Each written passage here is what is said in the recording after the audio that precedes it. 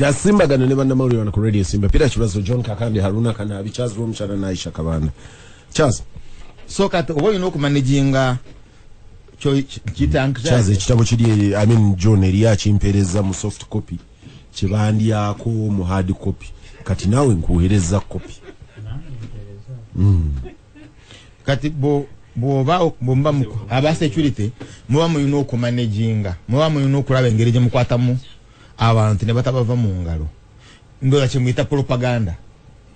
Now mu biseera bya communism ne kati by the communism China ejolaba muba muyina radio emu muyina TV emu, so kyangu nnyo okubuulira news editor twala yo line eno.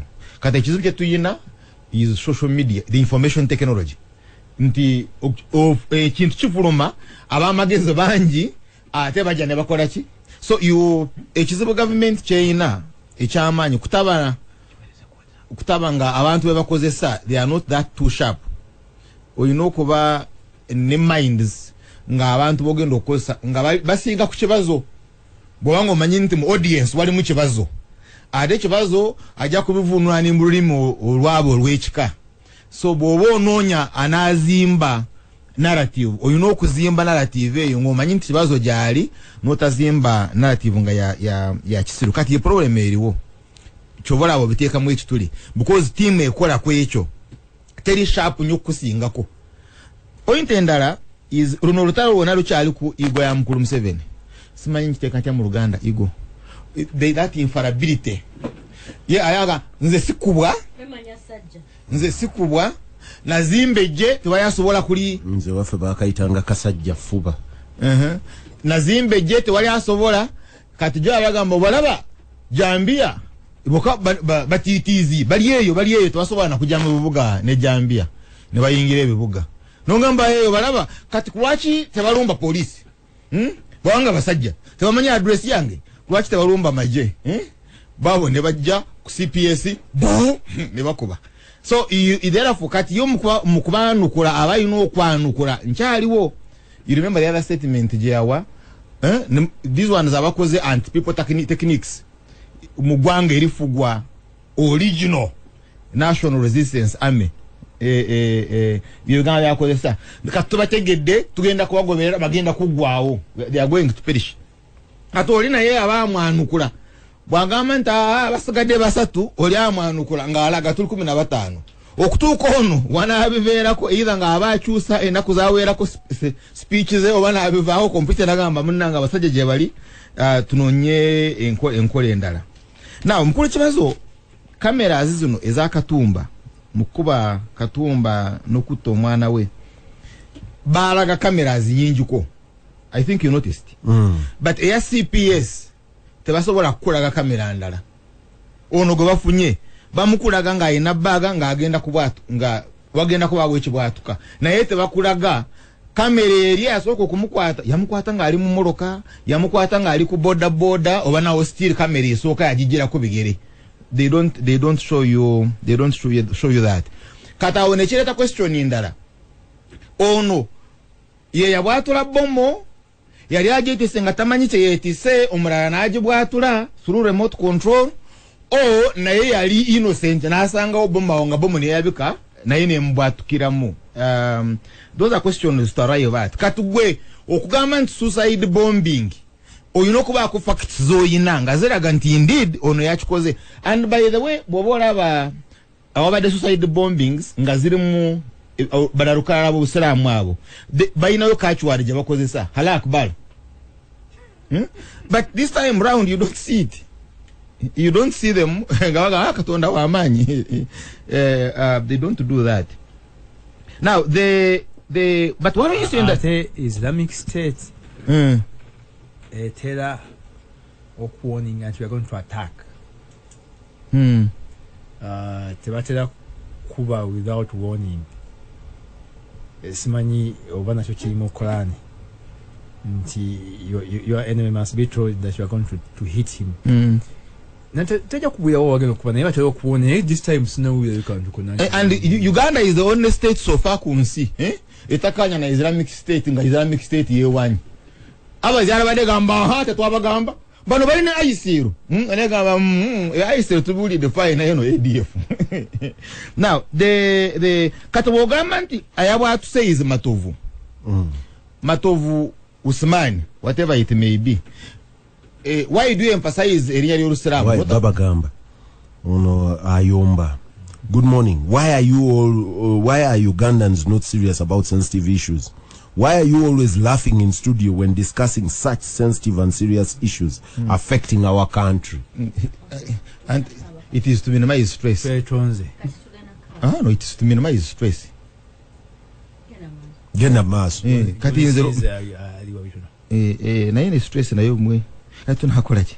So some of us laughs are sarcastic. Na yategere nseka Lucy je tuba tuseka mu munange Lucy.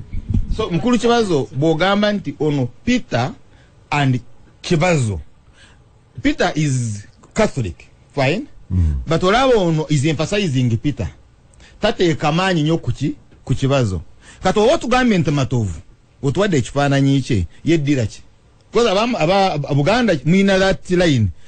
Jajjawe agaramidde wano takaba ali mulekera wano ebijjayo biri wano kati bano batuwa kulwaki tekyo tetuwako je bazalidwa je bakulide rwensha omushana rwenshama ayinayo be yakula nabo cowboy amanye ngeri jagize inabe badozola akirekaho no banonya ne babula.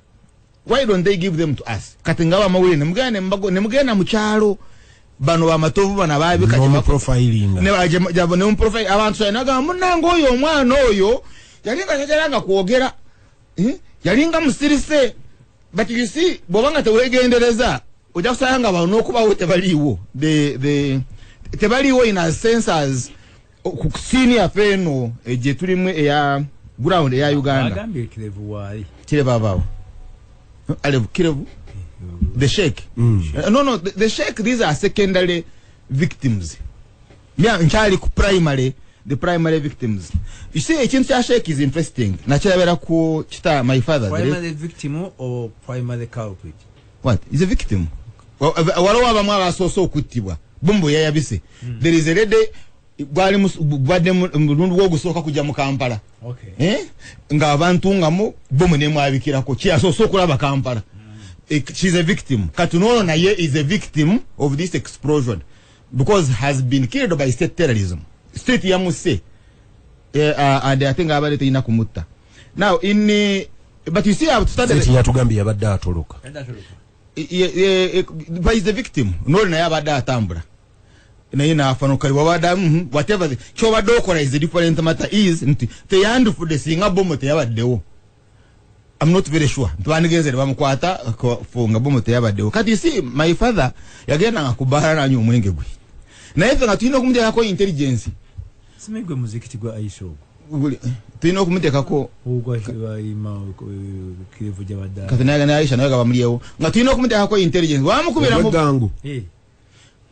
Ya Aisha siwe gangu. Gangu busaba. Jabera. Njaga gwe muzikiti gwa Aisha. Ekikulu oyo mukulembeze wange go basi. Oba muzikiti gwawa kwanza lwensango muzikiti ensala. So mukulu Kibazo ngoli wamukubira mu bbala ne mumanya nti wamukubidde mu bbala wano nga mulina okubeereza bayita standard operating procedures. One, amazege goko na ebigere gayina kubeera ku kyoto ekyo kimwe ekyokubiri omugu gwaguterekeka nga mulina okugujjako. 3, tewali kuseka. 4, tewali kumukyokoza.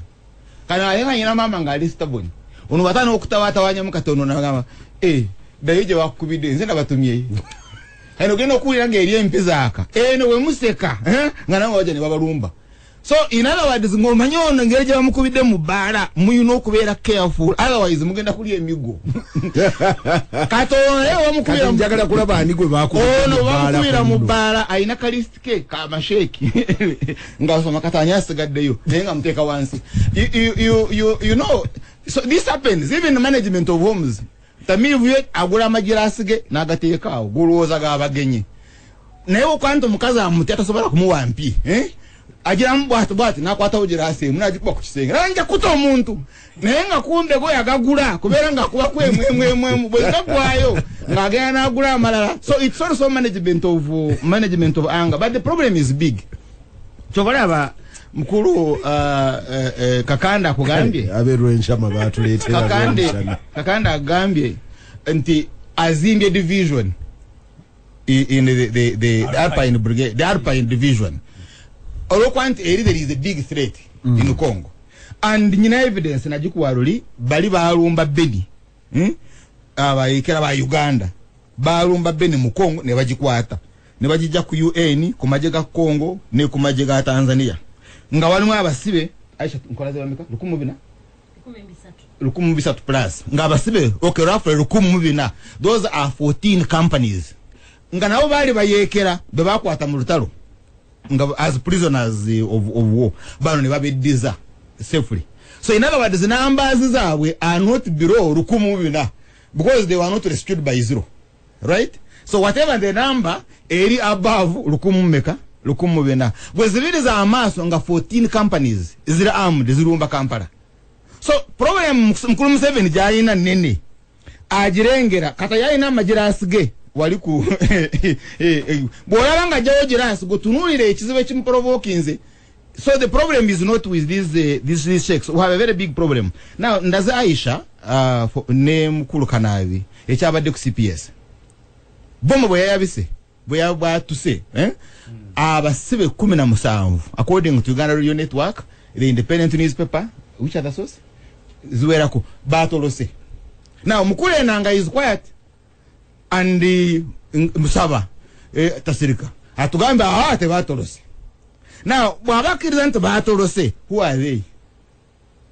But we profile yawe because awe komereyo nawe batulaga n'obutambi obulala batulaga ebeguliddewo amakomera y'abafuluma batulaga because ekomera ya CPS mubeere benkanya story gandi babadde babajjako statement awe 17 babadde story weegambye lw'omushana jandaze ndi babadde babajjako statement era soose gandi bwe byagize buli omu yabadde ataasa bulamu bwe ne bakunya naye kankubuuze obadde ku CPS 17 batuzaawo mu karuumu awo nga babajjako statement chembale njagala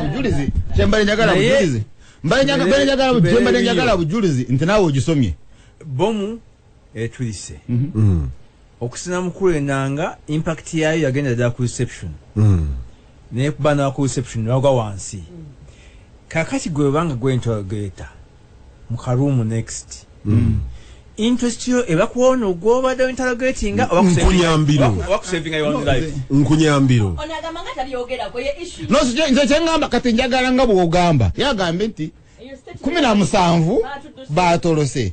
Can I story jasoma isn't babalese the previous day katawada bagenda kubajjako statement kati nze CPS jimanyi ekomero lyolaba lirimu obusenge walwa abalala balinamu akasenga bakapangisa unolanga tabasasula rent chobola n'obukuumi sibwa CPS bokka ona abalala bakola obusenge obumu obusenge obumu. Now be that as it may, so can I also bring my theory? So it's a conspiracy theories. Awatula bomo abadde bana bayagala atolose because boga nti bomo yali amanyi nnyo buli omu yagwa kati ababadde bajjako statement bagwa bono abatolose bote bagwa. Hallelujah. Kakati ekirala bagenda na means ki because ebirimu borders. You see, waliwo borders ezabbibwa. Era basobodde okulaba yabadde ku scene awo ngalabika yabadde ne terror story n'abako bwalonda n'adduka ne boda ne bamulondoola ne bamutuukirako bwayise ne bamukubirayo amasasi. Kakati bano lwaki tebalondoddeko n'omu nti walwadde badduka ne tibalonda ne boda nti baba ku kamera badduka bagenda. You see bano abatoloka, what is their mode of transport? Bano ababadde bato abatolose Aisha abagana gandi ekyekango tejimanya muzira omukyale gugo wembwa. You see bano abatolose mode of transport yabadde ki bagendedde ku bugaali bwayise obwentiro okulaba kaleerwe bagendedde ku boda zibadde zibalinze balinye taxi bagenze kigere cause kamera zitulage batwene details ate bobeera munda nga tobeera wazijjemu musipi waguwaddeyo nempale anesaa tobeera nayo so manye empingo zobeerako okumanya nti empingo katezaleero zaakaaye n'ebigere amagulu gabeera kuki gabeera ku mpingo ono yabadde agamba nti 17 bajjako settlements the whole of CPS ebeggwako literally every room eberanga ejjudde because 17 people are too many. But anyhow, so oli bwagamba nti the bomb was a tactical weapon. Etolole bali nayo beera theory to investigate. Kyembale ngamba therefore to rushing into conclusions. Okujjako ng'otuwadde bano abaatolose open babadde bani oliwe yagambira the axis of evil n'agireka nga ngazi but mukulu Kibazo ekikukwatako gwenga Kibazo kyekino nti one mukulu Museveni talina capacity egaana access ekibuga n'ekikola bwaba wakugaana kulemesa oli kutuuka kutagete mu kibuga then ekibuga tekirina kukola naye ekibuga bwe kibanga kirina okukola ono ayagala okukola kino aina capacity kutuuka wona watuuka awali kamasi nawe zino boda zaffe ojiwe ebintu noga ebintu alire ewaisha aliwa ali ku radio Simba abeera osame kasama mukaaga oyo aleeta ebintu n'akubira Aisha Aisha namugamba jiro lindawo kankoleki kanzije obana naye mukubire takwata nga kumbe kibadde kiwani kati olino mantu wali nonyiga remote bomu ne yabika. So you don't even need to use suicide bombers. Kumbere eriwo Kampala ya leero eyabana ba boda abayina empisa nungi kasitola ngo basasudde bulungi. That is, I'm talking about delivery method. Yes. Bola baneno parliament yamwe vehicles these MPs emoloka zaabo bazitwala kuzooza ne bazooleza anywhere mulago magala kibi oteka mubomo zona zokola ki zosobola okutekamu and the systems amate zikola bino yogaba bino nti detecting they just detect metals bino ebisuga ade moloka izoro se meto bino ebisuga kurumshana kanko just mira chengamba yes timma fekali egira wuno ali ku Twitter again trust Charles Romshana ye muntu yekka mu Uganda who see things differently from everyone else. Trust him to observe patterns and details in the recent bomb blasts and ask questions that not one media house has asked. God is great. All the time. God is great. God is great. Ebibuzo byobuuza ne bakibaza abamawulire tebakola abasimba.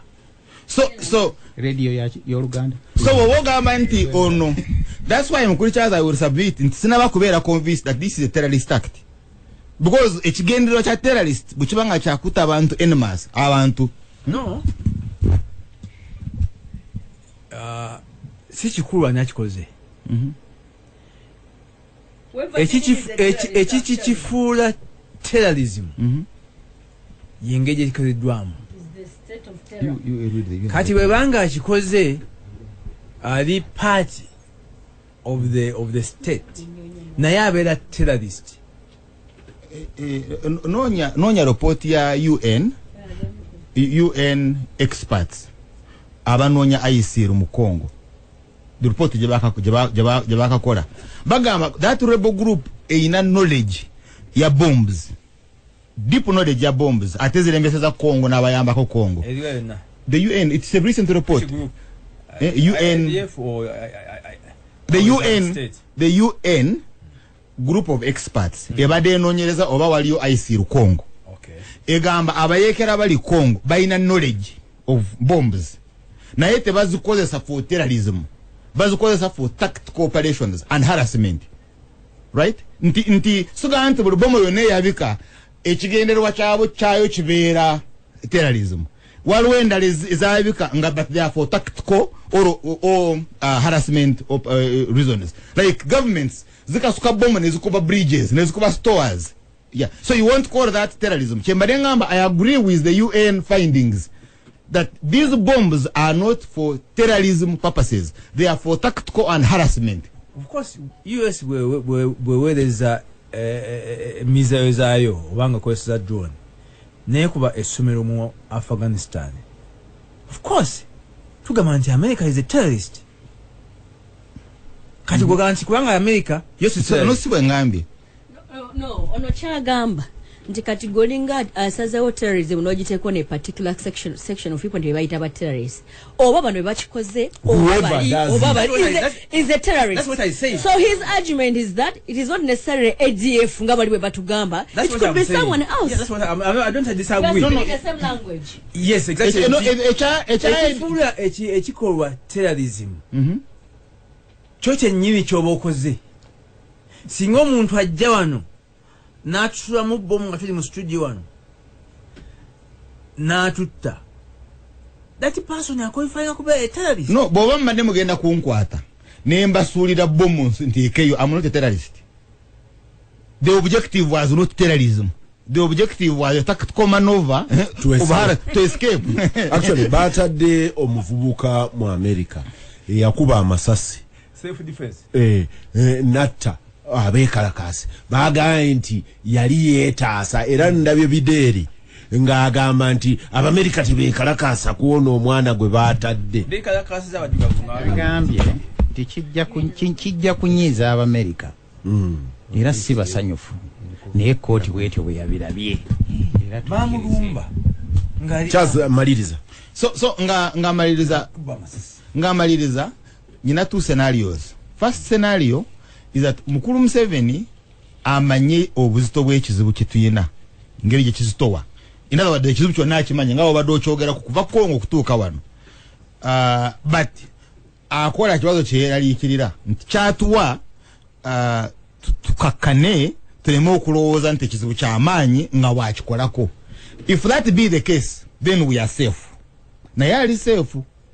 Naye bw'abanga naye tabimanyi nga bwe biri. In other words, is exceeding ignorant nga abamu briefs nabo tabitegeera bulungi. And indeed honestly nga tugamba eno ye group ate njimazeewo ali mu kizibu ky'amaanyi nnyo, tuli mu kizibu ky'amaanyi nnyo ne Uganda eri mu kizibu ky'amaanyi nnyo. Three reactions tola abantu abazikolako baba mu intelligence. It is intelligence because lwokoma okukuba basheke then oba oguddewo front line ku a thought ku enzikiriza. It's like chowa orutalo wa Ethiopia still wangu nnyo olwokuba nti olinga alumbye eggwanga. In other words, you are saying mwenaba what are they called? These the Tigrians, mwenaba tigire, you are right to existence is under threat. Muje mwerwane ko ngabaki ngaba tigire. Oraye tulaga onagamba mwabasiramu muje mukoleki muje mwerwaneko. Either abaprovokinga musituke asobola okufuna base ebalwanyisa. You remember Kibazo when we were in Mbarara? Oyo mukyala yayanjula. Nagamba myanya witogu akashwebwa mbasiramu nkani tukimukunda. Sister wa fono yafumbirwa mbasiramu naye tukyamwagala.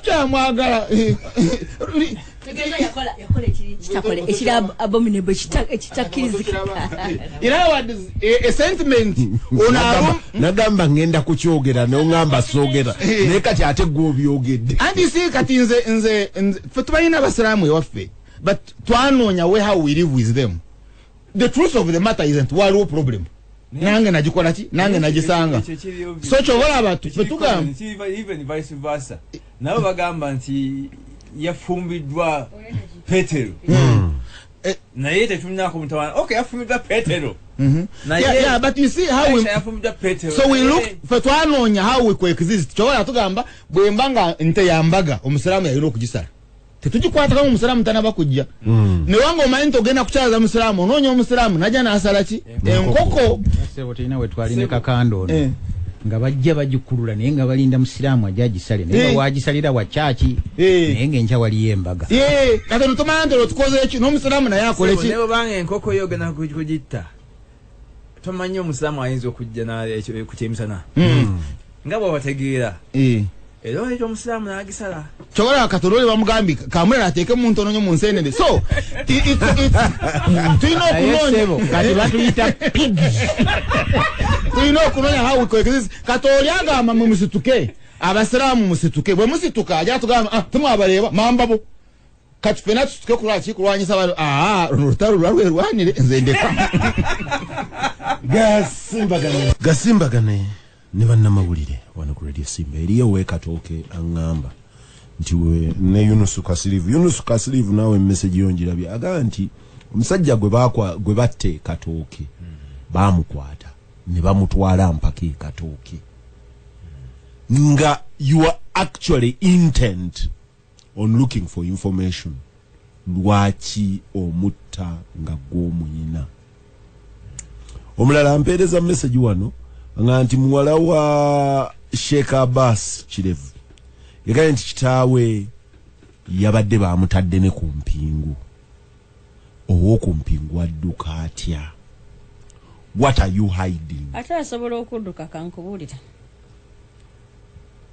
Oli bw'aba ayagala kutta akuttire mu state nti nno wabadde odduka.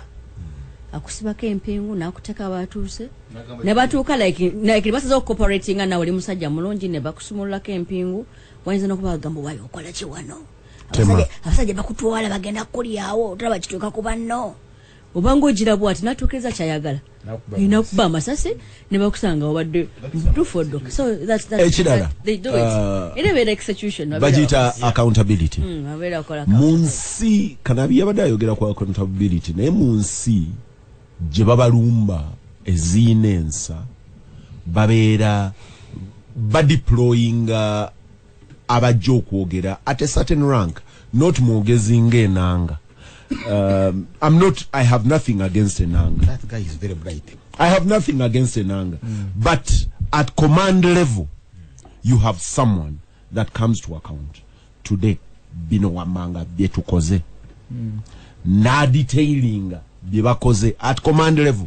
N'abagamba olw'ensonga gundi ne gundi twesanze mu mbeera bw'eti ne tukola kino naye mu kugoberera kwaffe bano omukaaga bakwatiddwa era bajja kupresentingibwa bano bwe bati bakoze bwe bati bano bwe bati tojja n'ogaa nti bwe twabadde tumukwata n'atuluka and he was put out of action and it's casual. Because the way we are handling is very casual. And then there is a retreat. There is a retreat in state management. Nti buli omu akyalinda kabwejungira. Yabakoze bubi jote yayogedde. Kubanga oluyimba kati singa lwakyuse depending on what he says. And for me, all that points to a gap. Chiche tugoba ekitaliyo. Omuntu omu Aisha, just a second. Omuntu omu yangambi. Ekisooka nti tulina abantu bangi abaali resettled abaali mu ADF bebaawa amnesty ne bebaata babaddewo nga booperatinga abamu nabasanga baali enekyazanga nga they've melted back into public life. N'oli yaŋŋamba nti buli lwabeerawo incident yonna eya security oli alinga ina stoke yejirasi zobadde oyogerako akyuka bukyusi naga nti gundi ekyazanka bamukwate gundi bamukwate. What this has done is abantu bano ba retreating abave mu public life. You've made them Hamites. Mubanyigiriza ne mubagoba. Is it possible that eriyo abanyigiriza bagende mbuyekera? Peter, is that a possibility that onakwata actually the intent is banyigirize bagende? Possibly they will lead you to quote unquote the others. Is that a possibility? Intelligence very bright, but you see the larger issue in kati oyogera kuki oyogera ku bbomu yayabise because it's part of a superstructure.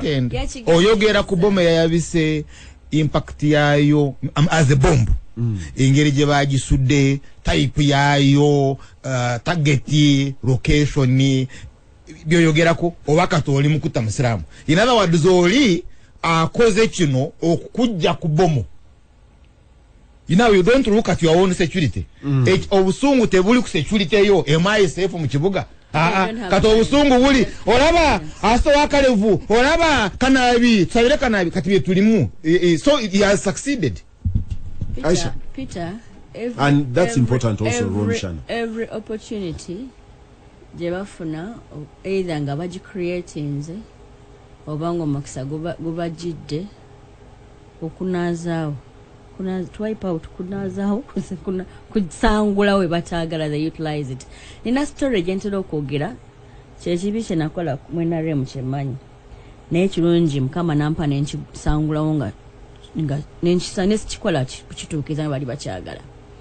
When someone came and told me abaana bansangayo Kiwangalayo mu kalulu ka Nsambu yensambu bali ntuma alintuma ne bankolako effujjo ly'amaanyi nnyo banjiridde omwenge bakoze batya ne complaining. The only contact I had then was State House switchboard. Wembakubira ne bakubira police nejja to rescue me. Meanwhile nabali bakubira ababwe nabo ne bajja natuka mulondi gumu. So DPC watukaka Aisha tuyambe akavuka ko kalaba kakaze kateka ko ku list tuwe tukanoonya nga tulina tukakola ki bwe tukakwatira kateke ko government ke kabadeka kola ki ke kadeka tukali musajja namuteeka konti ata gwe tuyambe nya nyo nkola statement DPC atude nange anga nyo musajja mukole ki muteeke ko era musajja ne muteeka ku kibudega nti ekimu kye nejjusa kye nakola kya mutaza kiri mikimu kyoka nti refused to go to court to the extent that they called the president and sabe ngende mu court to testify against that guy. President nganti bangambye oganye okugenda mu court to testify against people abakola ko assault. Konze mukama wange nenko excuse and I didn't go to court and that case never a natural death. Balonda banji ne banga nteka ko oyo ndigwe mtu omukulu mukole ki muteeke ko nkuta mu nkuteko ko kiri gamba ndikati wakandi abasiramu babadde condemned in this case. Kati bafuna omukisa gwonna oganti bali tunonya kanabi kati ne wabawe ekibaawo kanabi ojja kufuna amuteeka ku list nti yabadde igo bakola ki banoonya bwentandika okunoonya akalulu ka 2016 yamba noonyereza ekyo ekituuka ne wa president ntuli alogendo I really don't know bali bamwakaliya atali mulamu ye. The president called me to ask me nambuza bangambye oganya ogenda mu court okuwa obujulizi mugamba kama nge sina mafuta gantwala Masaka mbanyiro ogende Masaka nti gamba na race akuwachi amafuta sagasaba ne mu court sakola ki emipira naye kadi kati bwenba nnonya akalulu ka 2016 system yasalawo tutana against me. So you frustrated the justice. Purported justice. System yasalawo okutanninga against me. Ne banwana wali wakabinja kabana basalawo akatunduke makulungu waliwo abasiramu banjawo. Ne bekolamu omulimu kati bisere byo waliwo utawala Libya lwakagwa Bengazi alinga Bengazi ne bayita kibindi kyabwe kita Bengazi. Teno Bengazi Aisha Kabanda. Ne bakwa ne flag nga lwembera bena nange.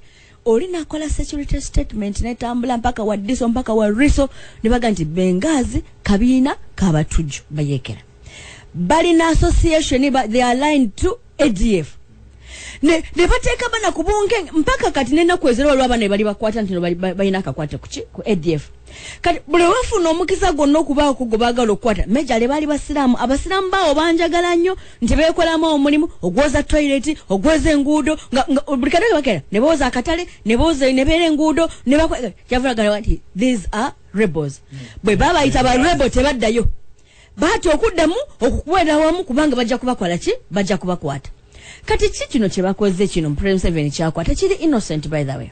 Bine banyigiriza abasiramu ne banyigiriza associate this n'olutalo lwa Konyi mu North. Abasiramu baagana okuwagira Museveni okuva mu 1995. Ne beekolamu ekibiina kyabwe ekya Jema. Okuva olwo ADF n'etandika. Buli mwana ya associatinga ne Kibirige Mayanja genda onoonyereze abaana abaavu abanoonya nnyo akalulu ka Kibirige Mayanja very closely babakwata. Abasinga bafa abalala babanyiga bawunzika bali munda. Abasiramu beekolamu omulimu kiggundwa ze buli boli center z'abasiramu bozirondoola zikyuse abasiramu bagulako otole bagula mu Northerners. Museveni yanyiga ba North n'abanyiga paka le bagonda kulo ne bamwa kalulu. Kati abasiramu zirali juzi ate nkukiriza kubanga waliye ko olwo oweje nali ngabanyiga nali juzi wano mu North nembuza abasajja wa mu North ne bagamba basajja mmwe kubyone kulwaki mwawa Museveni ddala akalunja kukitegera kimukamu nejo nemba buli mwana yaga nti mama fe kyatutuukako tulaba nti security yaffe tugifuna kulaga nti tuli nabo bulo tutabeera nabo engera bajja kutukola ki batuyole kati abasiramu babanyize gotoyinza kumala myaka gyomaze myaka kati gisusa 20 giri ya myaka 25 ngoli mu state yakumanya nti banondoola oli mu state yakuloza nti bankwata oli mu state buli ekiko ndi ani go bakwata okutakwe balimu first of all bawade crippled obongo tebakyasobola kulowooza nziwano juzi rekola press statement ku byabasiramu amasimu ge nafuna gamponinga nga bamponinga basiramu bannange Aisha nga tukwagala nnyo munnange ojja genda ekyatuuka ku kyange tokiraba Aisha tuyambe oli mulungi naye kati booteekwa okuwolereza kati ate be bakugamba nti sirika you know kati state yokubanga era mbali nozenga nti kati abasiramu bali victimized they don't know eno side balwamushana balowooza abasiramu babi batujju kubanga badetidde okutta abantu ate noona abanyigiriza bali awo mu bbanga onampa tabamanyi wakulaga waliwo omusajja yaŋŋamba emabegakawo yakolaganako nanga nkwewuunyeza Aisha okubanga oli musiraamu ng'ate olina omutima omulungi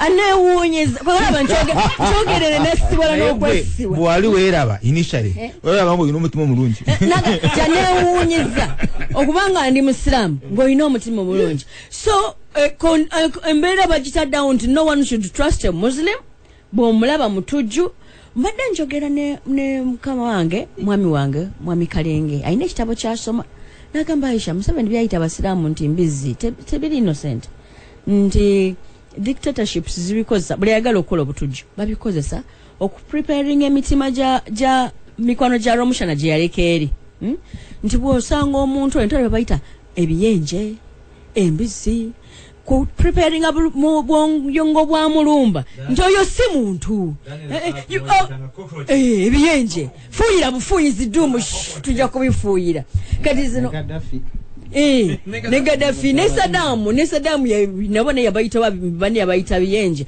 so ku preparing bwongo obwo nti they are not worth being with us tebasaanidde bw'obasanga bajjeewo jo nadde mpuliriza omwogezi wa NRM ng'agamba naye nammwe musaasira abapoliisi kati omupoliisi mukwano gw'omupoliisi gwe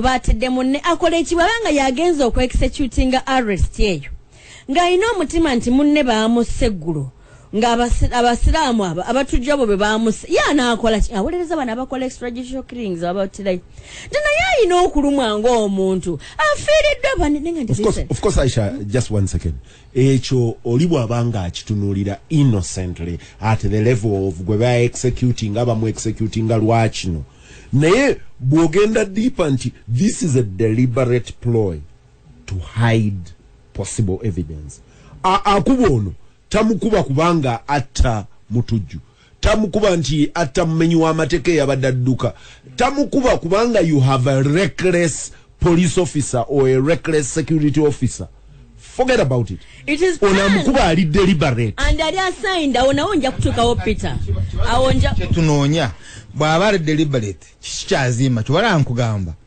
bwa Aisha Kabanda eventually waliwo gwogenda okusituliramu obusungu kati mbadde kugamba kati oba ogenda kubusitulira mu Lwomushana right because there is a time mwenabamu so mukulu Museveni is preparing a war nze Lwomushana kwerwanako ekyo kituufu kati it's beyond your anger because mumaze okumulaga nti obusungu weebuli kati obusungu obugenda kwabikira kwandi bwe bagenda kwabikira ku Lwomushana then I'm a potential soldier kakati to defend the Arenakuba Peter n'abali wano mutunuulire community the other side of it kisoboka okuba nti alina conviction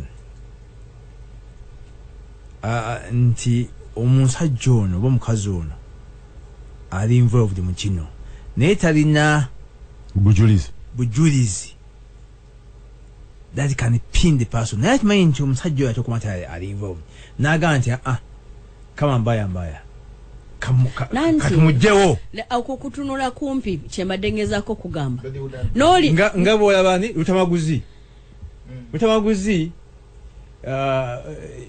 UNLA was factual omusajja lutamaguzi yali amanyi oli waali naye nagamba nti mumugambani nga simumanyi statement yagikyusa story yagikyusa yagamba nfu nti yali amaze n'okugenda simanyi asaze ne boda aliwe yagamba bifu naliwo ng'abyogera mwababimanyi mubimanyi mbadde njagala kugamba yagamba yali amaze ogenda Peter njagala mutunulire this Muslim community ebadde kati tuna generation y'abaana njagala kukulaga nti the one who is brooding obutuju abukoze mu mitima gy'abantu. Tunulira omwana oyo mwana wa sheho oyo aga nti omwana bamusitata yo amusibye emimpingu n'agenda. Omwana oyo muto naye agenda kukula. Nawe tunulira omwana oyo against abase kitaawe ng'akuze. Communities z'abaana bangi family z'abasiraamu kati ezifiiriddwa abantu babwe mu style eyo efaanaganako bwetyo. Tetubroodinze ffeffe nnyini obutuju nga tulaba kubanga omutima gwe gufuna obukyayi n'okunyiiga kama mbaye ebeerewo ng'otwala akazino Peter Ndabo katwala. Nze President Museveni nkimuteekako ng'omuntu. Nze ntichi. You are encouraging. I'm speaking facts. You are encouraging. Mbulira nti omwana oyo tali psychological affected. Haruna Kanabi. Peter mbadde nkugamba nti President Museveni nkimuteekako nti alina omukono ku kikolebwa ku kyokutta abantu baffe nga babassa kitamukokkeyo muguyo abasege basanga ne bakuba. Olunaku lumu yagamba we are now going to sort them out. When you find them, sort them out. Yakyogera president that time nga yogera ku boda boda sibe musanga boda boda but abantu simanyi bakola batya laga not bail. We can look for that statement. Yagamba boda boda batambuza batuji bakola batya you now going to sort them out. Wano juzi mu parliament nayogera ku bya Katumba Wamala nagamba I have been frustrated by courts. Tutwalayo abantu ne babakola ki ne babata kati ekyeddamu wa Katumba Wamala they shot bamugenda namungana omwana ne bamukuba. So I put it on him nti bakikola bamusanyuse and make accountability to the boss. That's what the boss wants. Aisha ine kintu kyakonyeko kitono nyaawo naye mukulu Kibazo lero nanga njagala abantu bagende basome. Waliwo ekintu kyekirala era Professor Bass Kiyimba kyeyawandiika masaka ya 1979 ne Imam Kasozi abantu bandi kinonyeza ne bakisoma naye n'ekyo kyayogeddeko eky'omwana oli si yeyeka report ya UN ndowooza ya 2019 bagiyita the journey to violent extremism. Mugisome bulungi. Mu Africa kiki ekisindika abantu okutuuka okwekyawa ne bakola ebintu ebifaanana bwe bityo. Naye mu report eyo 70% ku bantu bebanoonyerezaako nga zaali actions za government ebikolwa bya government ebifaananako ng'ebyo ne bireetera abantu okwekyawa ne beesanga nga bakoze eki. Abakulembeze b'Afrika bayogerako mu 2017 naye bakola olutula ne bagamba they will silence the gun by 2020. Ebiri ebirala kati eri sijja kuddayo Aisha akitangaazizza bulungi. Naye mukulu Kibazo njagala kusooka ku gwo otera okukola ennyo communication era ndowooza oluusi olya ne ssente ez'okukola communication strategies sikyo. Sirya buli ssente mbeera nzikolere anti era okuta okuziya osasulwa. Naye mu bimu ku bintu bye mbadde ntunuulira okuviira ddala ku Lwokubiri okutuusa kaakati y'engeri sayidi ya gavumenti gyewaamu bannayuganda obubaka oba amawulire agakwata kuki ku bintu bino nti president yasooka n'asirika naye mangu nnyo ye bwe yagenda okujja naga n'amannya tugayina. Enanga mwogezi wa poliisi naye najja naye n'ayogera ebibye. Ennaku ezo n'ade naka audio kempuliriza mukyala Flavio ono w'amagye Brigadier General ng'agenze mu confrontation n'abamawulire. Sirika lwaki nze sina kubyogera bambuuza nti naye bino gwe wabisandise. Nengamba kati enanga gwe mugamba nti musajja naga ye yabadde smart nnyo naga no nammwe abamawulire mukulu okunoonyereza okwammwe muleete ebyammwe ffe tobabuulidde ebyaffe. Wakiwulira mukulu Kibazo. Mbadde ngoberera nnyo ne minisita wa security General Muhwezi. Mulabye abadde ku TV nnyingi nnyo. Talina we bamuyita n'atakola ki. Era biri byo badde onnyonnyola Kanabi. Mbadde nkebera wano. Eri omusajja bamuyita David Kilchulen. Amanya gabwe mazibu okwogera. Alina ebitabo bibiri. abasoma amangu ne online kati babifuula bya bwereere byombi ndowooza. Ekimu bakiyita the accidental gorilla, fighting small wars in the midst of the big one. The accidental gorilla bw'okisanga kisome naye yakifollowinga oluvannyuma ne serialization y'ekitabo kyayita Out of the Mountains, the coming of age of the urban gorilla. Nzijukira ndowooza actually Daudi oba yakiwaggwe nkiina mbiina byombi, ekimu mukulu Daudi Mpanga yeyanga agenda okisome, ekyokubiri ne bakingabira. But I think Daudi Bukenya yampa n'ekiri ekisooka Daudi Mpanga yampandike nanga kino genda okisome. But bw'obitunuulira byombi binnyonnyola wawe tuli. Ekisooka nti the warfare of the next generation tegenda kubeera Luweero, egenda kubeera wano. Bino byonna bye mukola Aisha omwana oli gw'abadde annyonnyola, David Kilchinen gw'annyonnyola, bw'omala okumutuusa mu mbeera eyo obeera omutadde mu mbeera y'abali abaana abakasukanga amayinja ku tanka za Israel, aba intifada akutte ejjinja akimanyi mugenda mukuba bbomu, naye mumutadde mu mbeera y'okwekyawa ng'akwata nvuumuulo, and the rest is a collapse. Amageddon. Mukolo Kibazo abagoberera ebintu bino twatandikira ku level ya mukulu enanga n'atugamba nti buno bwabadde obuvubuka bwa wano ne buleete obuntuntu. Musajja ayogera mu bukkakkamu n'ayogera naye kati ku mulundi guno tulabika tweleveetinze tuvudde ku bbomu ne tudda ku bibwatuka eby'amaanyi. Nekyazo ono yatugamba ezo si ze bbomu zetulinda.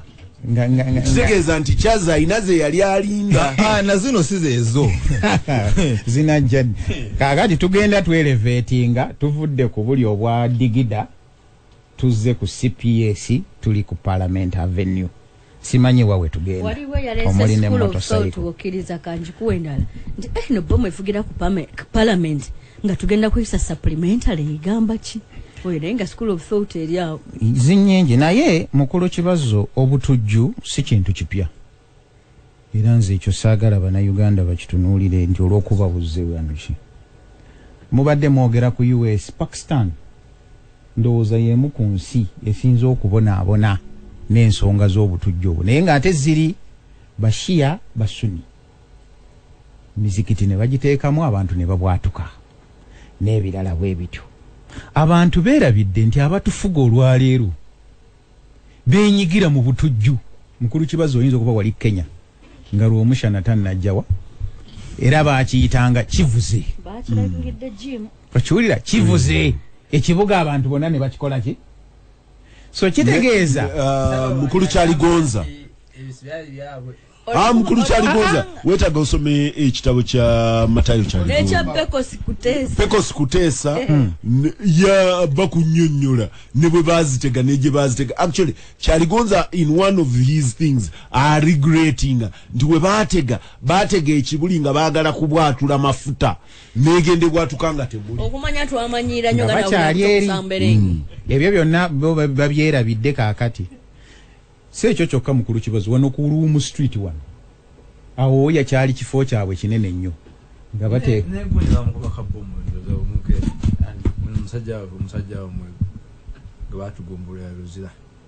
Sebirumbi. Si ekyo kyokka waliwo n'omulamuzi bakamukasukira wali weekati bamuyitanga Obwanga Moyi abatujju abaaliwo mu kiseera ekyo. Naye mu kiseera ekyo olw'okuba ndowooza olulimi lwa terrorism lwali terunnabakwala nnyo.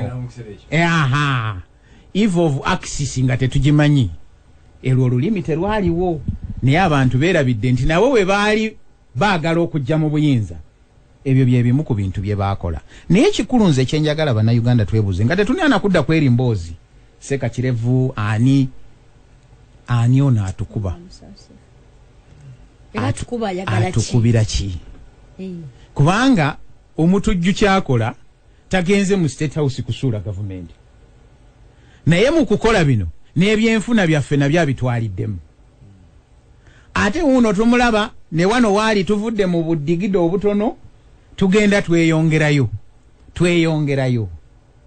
security ne yangu wa mangu ne kuganti be bano ne bano kakande byabuuza Aisha namwe abali mu parliament nze ndowooza eno ye time abantu abo mubateeke ku nninga kubanga be balina obuvunaanyizibwa obw'okukuuma bannayuganda ebintu by'okunyumya emboozi nti bano babadde wano sente ze batalina ezimala okusobola okunoonyereza ku ekyo mukulu Kibazo batuwa obuyambyo batuwa obukuumi obumala oba nedda era sebo abantu be tuyina mu bitongole be batalina bumanyirivu okusobola okukola omulimu oba tebaagala kubajjawo kokiwulira nga tuyinza okuba nga tuli wano nga ne ssente bazibawadde naye nga Kibazo gwe wateekawo olw'okuba mwana wa gundi akola ki tasobola kukola mulimu ekyokusatu mukulu Kibazo amaaso bagatutadde nnyo ku ADF ye mulabe waffe yekka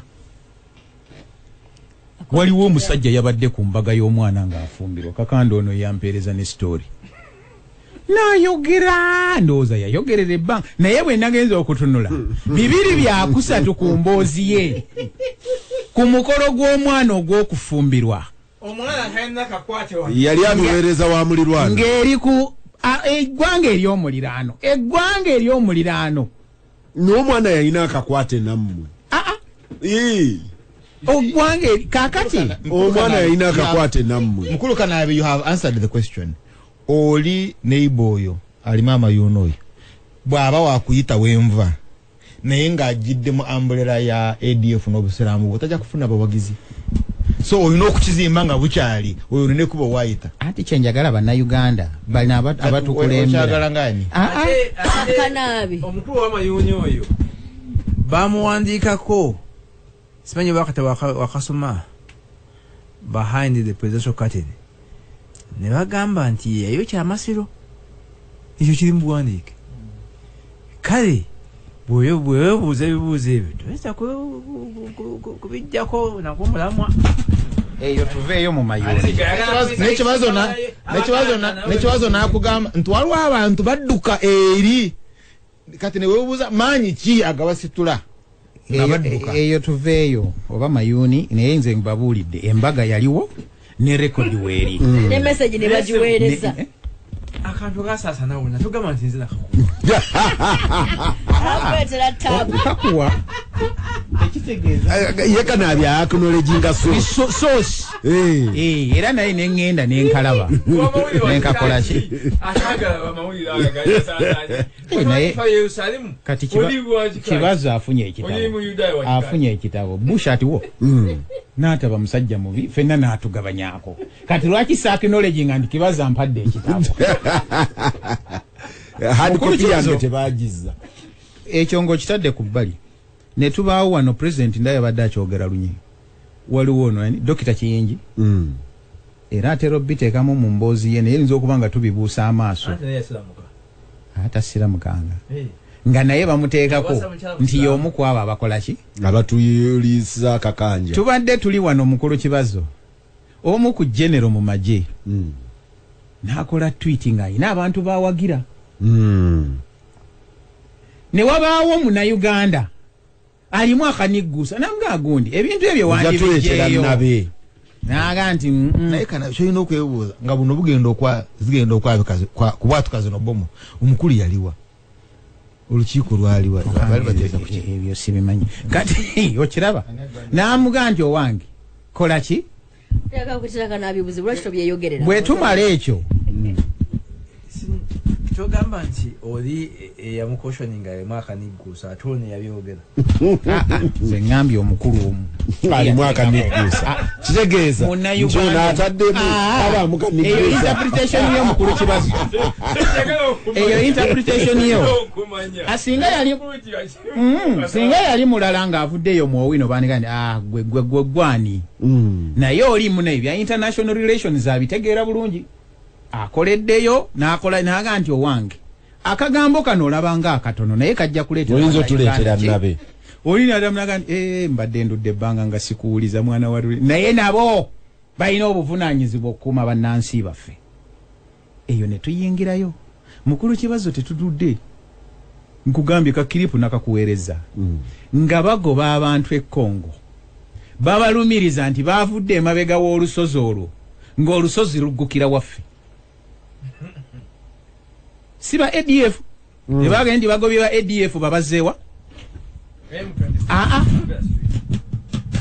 gomanya oluswayiri obulungi leba oluswayiri badde boogera na lw'ekkongo lusamusamu olwo anti bagamba baluzaalira mu Mbaasa ne lukulira e Kenya oba ne lufiira wano ne balutwala ne baluziika e Congo kati ebintu ebyo byonna kyowadde obuuza axis of evil lwaki omukulu yayombera ku mbaga era nekyo yakyogerako nti abantu abo mumusindalo nti abantu abo sibavudde wange bavudde mitala kakati bwe tunatwala bannayuganda ne tubazza ku kintu kimu kyokka ne tutabagaziyirizaamu era nzikiriziganya naye mukulu Kibazo nti axis of evil yaffe yenkana wa yeruwa tusooke tutunule bwe tutunula ono nono is this axis of evil?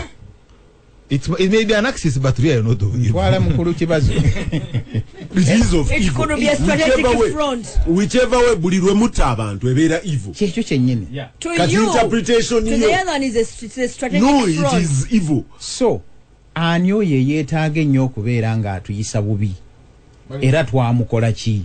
But you see, tugenda fuluma mu studio tususa obudde bwaffe naye globally bwebeerayo abatujju oba abayeekera baagala nnyo okuowninga ebikolwa byabwe bwe mubeera n'obuyeekera omanyi Romshan ono yayogera mu bintu by'okubalaata naga nti omuzimu bwe gujja ewammwe mukola ki? Gwogeza muvugwa kalimbwe kamulali ne gwogera twetaaga the state in Uganda to own up ejigambe bannansi mwategedde ekizibu tuyina ekizibu nti ekizibu ye gundi era tudiiringa nakyo bwe tutine bwe we are faced with the problem naye buli lwokomawo n'otandikira eri kakande gye yatandikira gitwabakuba ne tubasensebula ne basigala 13 ne baddayo bajja kutuuka ebiseera 13 abo bajja kwogera mukama waabwe ali munda